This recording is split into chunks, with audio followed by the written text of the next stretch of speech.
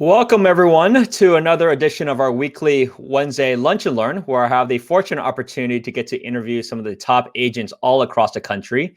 Today, I'm delighted to have Sonia Johnson, who is at EXP out of the Boston market. We're going to learn a lot about the local area, what's been going on since the shelter in place happened. We'll learn about how she got into the business herself. However, before we get into the interview, the same standard message as before, if renting right now, I mean, there's a lot of people that have been migrating out from like higher rental markets like a San Francisco, Cupertino, Mountain View, these areas. They're paying a ton in rent. A lot of them can ultimately just buy a place all over the Bay Area, given how low interest rates are. So it's been incredible to see that. At the same time, if you're looking for a trade up or even to sell your house, it's hard to argue a better time to make those changes. So it really depends on where you're at with your timeline. There's a lot of things happening in the market right now. But without further ado, I do want to introduce Sonia. Thank you so much for joining, and please tell us a little bit about yourself and how long you've been in the business. Hi, my name is Sonia Johnson. I've been in the business for 21 years. I practice real estate full-time in the North Shore of Boston and consider myself a 24/7 agent. So I've been in it full speed for 21 plus years. Wow. And what did you do prior to real estate? What industry or career did you have? Prior to having children and in the beginning of having children, I worked for Digital Equipment Corporation. So then I took a 7-year break and came to Massachusetts from Maine, and my realtor actually got me involved with real estate. Interesting. So, yeah, it's always been in my blood, though. I've always loved it, and my parents used to take us to open houses for fun when we were kids. So Nice. I've always had an enjoyment of seeing houses. Nice. So tell us about the trajectory. Like, was it a fast start? Was it kind of a slow and steady progression? Tell us about the beginning. Oh, the beginning was a little bit torturous. I was new to the real estate business in a small town. People knew me and trusted me, but knew that I was new to the business. So it definitely took a few years for people to have trust in me. Back then, you actually did have people walk into an office and look for help or call and would take anybody randomly. So I did get lucky a few times with people that didn't know who I was and took trust in me. It took 3 years of people seeing my signs for them to understand that, I was selling property and was getting experience. Now, did you do it full time when you first started, or was it a part-time thing? It was a little bit part-time, but I had my heart and soul into it. So I definitely put a lot of free hours into trying to get business, but it did take a long time. And I had a family, young kids, so it wasn't easy. And then why don't we fast forward to now? Like, can you share production levels, where things have gone? Is it a good year this year for you? Is it not as good? Like, where are things kind of going? This is definitely my best year ever, which is crazy because I thought last year was, and then prior to that, I thought the year before was. So, Awesome. yeah, this has been unbelievable.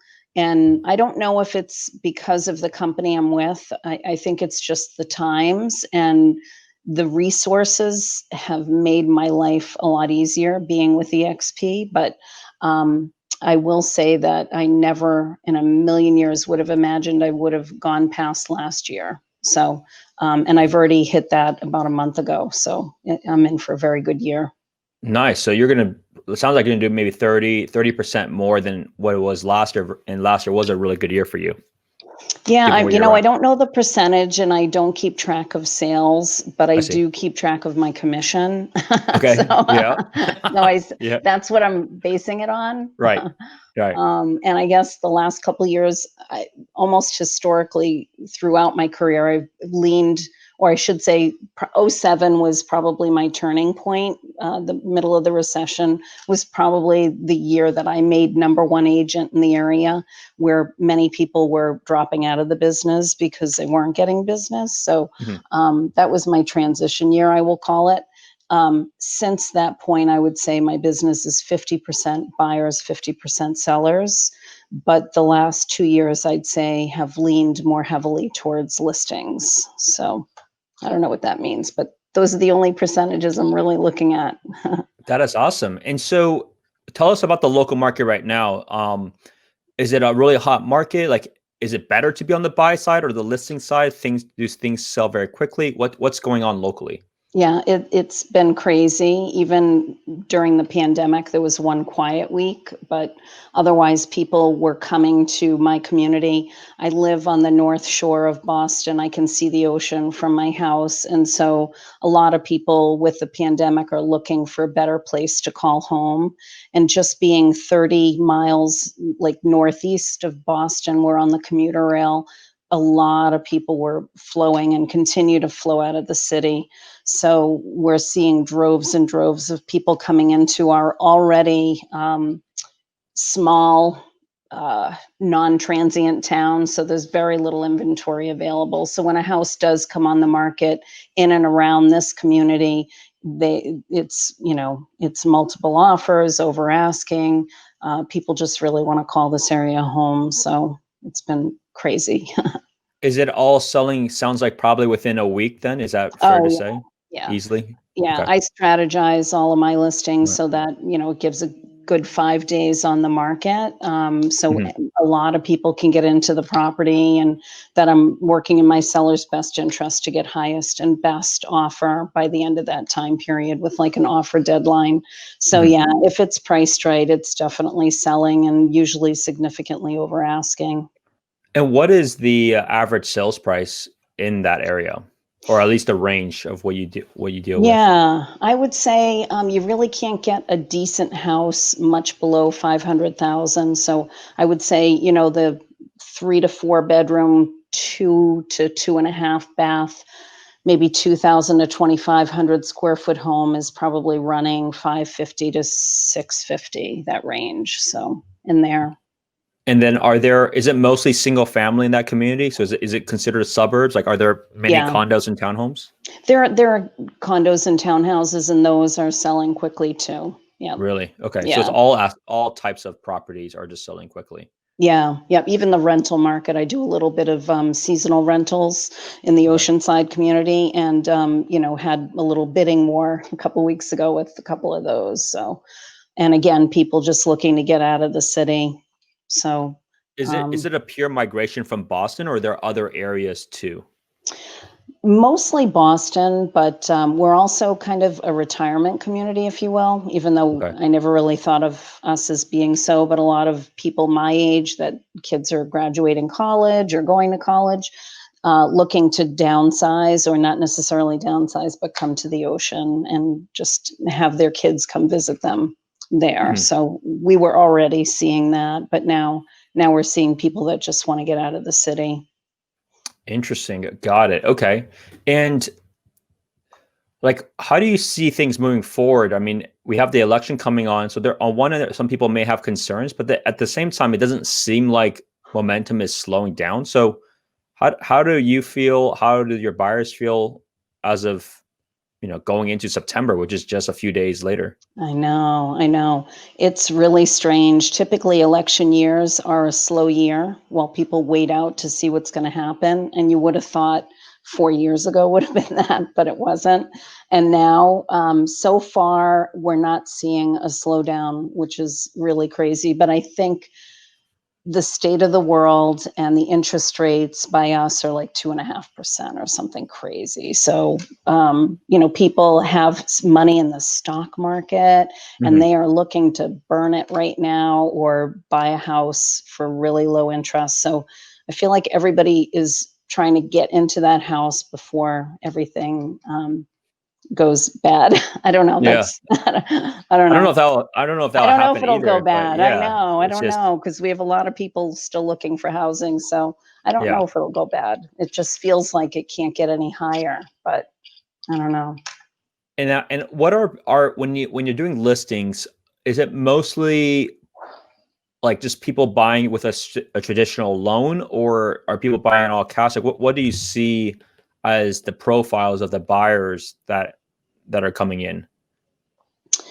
I would say the younger folks are still financing, and there's a good chunk of people that still finance a loan, but um, where I am on the ocean side, there are a lot of cash buyers. So Interesting. I do see a lot of cash. Really? And from the Yeah. loan perspective, are they putting 20% down, or given the price, they can go, you're accepting offers as 3% down? Yeah. Most are doing 20% so they don't have to pay the PMI. Right. Sorry, I have a cat that's sneezing. Sorry. It's all right. We're coughing. I don't know what it is, but she's getting up there. Uh-huh. Um, but yeah, I would say, they're half and half. Maybe half my buyers are cash, half are financing, but most Interesting. of them are putting the 20% down so they don't have to pay PMI if they can. Got it. Otherwise, And they're really, it's hard to compete if you don't have 20% down on mhm, some of the, lower priced houses that aren't cash buyers. mhm. Got it. And then offline, we talked about your potential move, or maybe you are moving half of the time to Florida. Mhm. Tell me a little bit about kind of that thought. You already have a home in Florida, and how do you plan to operate the business? So, yeah, we bought a piece of property that happened to have a house on it about 6 years ago, 6.5 years ago during the recession, the tail end of the recession, just as a retirement option. Hmm. And we really didn't anticipate that we would spend time there, but we renovated it like the realtor down there suggested, and we were going to rent it. And Mhm. every time we went down to check on it, we just fell in love with the area more and more. So we decided at some point, probably in maybe 5 or 6 years, to have me do half and half up here, half down there. So I've been actively looking for somebody to help me up here in the half year that down the road I won't be here. So Mhm. I do have my license down there, but right now it's just for friends and family. Interesting. What city is it, or what area in Florida? It's the Southwest Florida. It's Punta Gorda, which is Okay. it's in between Sarasota and Fort Myers. It's a boating community where we're big boaters. So Really? Okay. that's the drive. Yeah. Interesting. Got it. Do they have really nice beaches as well, or not as much, given it's a more boating community? Well, yeah, you're right. Good question. The beaches on the Gulf are like the Caribbean, but Wow. yes, this community does not have its own beach. I see. So you do have to get in a boat to get to the beach, or drive to Venice or Englewood for the beach, or Fort Got it. Myers. But Yeah, you can I go went that to way. Sarasota many years ago. I mean, that has some of the nicest white, like clear beach I've ever seen in my life. It's crazy Yeah, out there. it is. It's I mean, beautiful. it's better than the Caribbeans. I've been in the Caribbeans too. Like Yeah, it's really nice. Like it's yeah. amazing.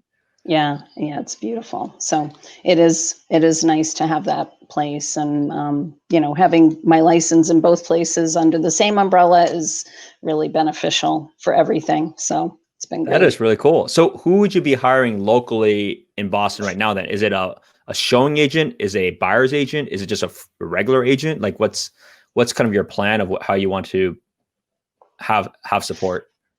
So I'm looking for somebody with experience because I don't have time to train. Right. And somebody with similar values and trust and all of that, which isn't always easy to find.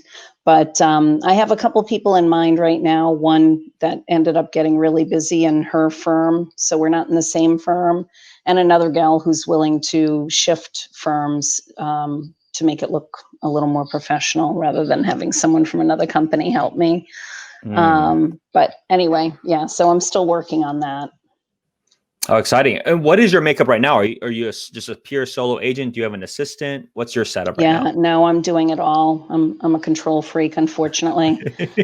So yeah, I just work all the time, every waking moment that I'm not on the boat. No, just kidding. I do make time for that though. Interesting, interesting. I guess this is a side question. I'm not a big boater. There's not as I'm sure there's a lot of yacht clubs here in the West Coast, but not as much for sure than the East Coast. Is that fair to say from your experience as a big boater? Like it just seems like there's way more harbors and clubs out in the East Coast. But I may be mistaken. It may just be a different world for me. Yeah, you're in California, right? I'm in the San Francisco Bay Area. Yeah, I would think there would be there too. I So see. I don't know. I mean, I know our coast is pretty rigid and there's a lot of coastline. So Mhm. I don't know the answer to that, but I would think you would have more because you have better weather. So our weather is only good for a very small portion. In the Northeast, we have, maybe 4 months if we're lucky of boating Oh, weather. interesting. Yeah. Uh-huh. Got it. And how far was the farthest you traveled on a boat from where you're at? Yeah, what Oh, was the from furthest here. distance? Yeah. So, yeah, just only Boston, which was 2 Okay. hours by water and it's 40 minutes by car. Uh-huh. No, I'd love to have a bigger boat to go further, but or the time to do it, but we haven't really ventured too far. Got it. And Yeah.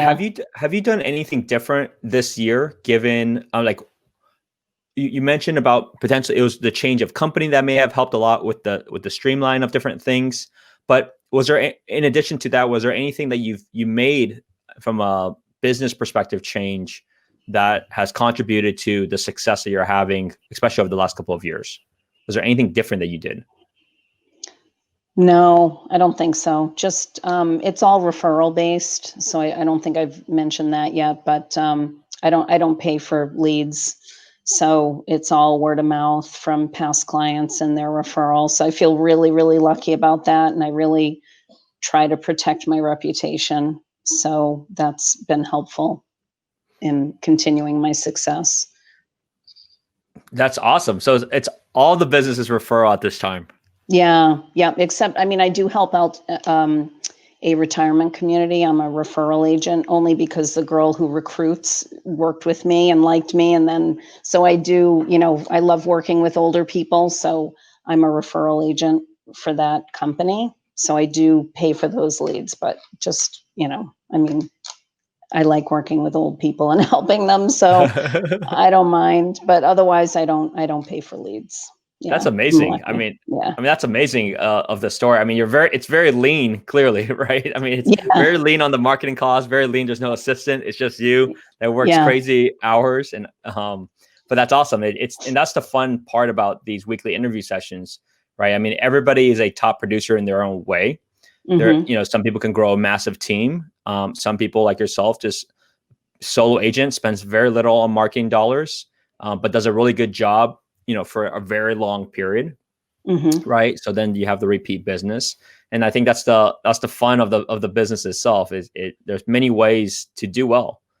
Right, right. Yeah, I'd say probably my biggest contribution to being successful is every year for probably 18 or 19 years, I've sent a letter out to my neighborhood and just once a year, and it just goes over all the sales in the neighborhood along with one added um, information piece that's of value, whether it be like a reverse 911 phone number to contact or, talking about we have septic systems. So it might be a topic of how to do a voluntary Title V or just some type of added value in my letter along with all the sales. And then I stick in one of those really tacky magnetic calendars to weight Uh, it down. And I do send it first class mail. So people I think initially we're excited to open it to see what was inside, and then it would have that, the sales of every year. And I've had so many people tell me that they have a folder of all of those newsletters of all the sales and oh how my, they get in their car, some of them, and drive past them all, and they just love getting that one letter every year. So, that I'd say that was probably my biggest successful marketing campaign, and it might cost me, I don't know, $1,200 or something because I'm sending to about 850 houses. So, but it's worth it, and it's been great. So that is when, my, when was the first year you did that? Like, how long has it been now? I would say I've been doing them for at least 18 years. Wow. Yeah, so a long time. So I've changed firms 3 Right. times.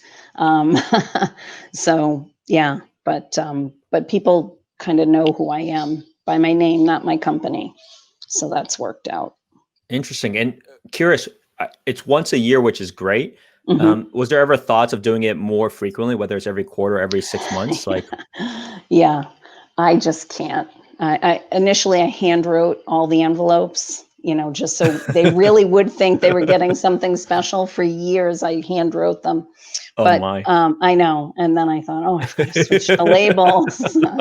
So, yeah, no, I couldn't imagine doing it more than once a year. But I know that is the rule of thumb. You should do it quarterly. I've Sure. been ingrained to believe that, but or to do that, but I don't, and it hasn't. It really, I don't think has hurt me, but Mhm. I don't know. No, I mean, a lot of people provide mailers. I mean, I do mailers for a farm, and um, there's all these different things you can send them, right? You can send them postcards, you can send them letters, but that aspect of a newsletter, I've heard a lot of people have a lot of great success for that. Just like this is kind of what's been going on in this case, in your case, for the last year. So here's some value add that you may not know about, Hmm. um, and especially if they see that repeatedly year after year. In your case, they've actually even saved it. That means it's clearly worth and it's very valuable to them to have even saved it, not just throw in the trash. So Right. that's Yeah. kudos. And maybe the first class mailing thing might might might might also show that too, instead of like a regular stamp, I suppose. Yeah. Well, it does cost more, but my theory is that it'll come back to me, and if it's a wrong address, I get to correct my database. So it's a pretty good database. It's I being see. corrected every year. Wow, very good. Yeah.